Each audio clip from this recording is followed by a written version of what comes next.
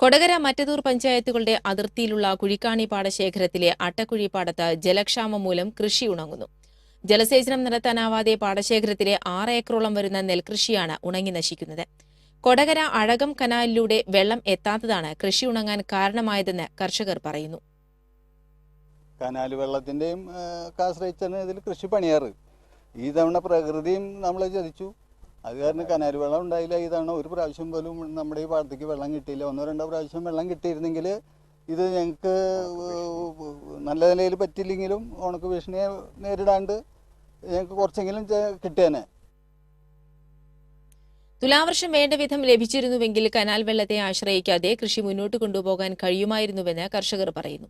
തുലാവർഷവും irrigation അധികൃതരും ഒരുമിച്ച് ചതിച്ചതോടെ കൃഷി കരിഞ്ഞുണങ്ങുന്നത് കണ്ടു നിൽക്കേണ്ട ഗതികേടിലാണ് കർഷകർ. കഴിഞ്ഞ 1 മാസത്തിനിടെ 2 തവണ കനാലിൽ വെള്ളം എത്തിയെങ്കിലും പാടത്തേക്ക് വെള്ളം കയറിയില്ല. ഇറിഗേഷൻ അധികൃതർ കനിഞ്ഞ് ഇനി കനാൽ വെള്ളം ലഭ്യമാക്കിയാലും ഉണക്കം ബാധിച്ച നെൽച്ചെടികളെ രക്ഷിക്കാനാവില്ല എന്നതാണ് സ്ഥിതി. കൃഷി നശിച്ചവർക്ക് നഷ്ടപരിഹാരം നൽകണമെന്നാണ് കർഷകരുടെ ആവശ്യം.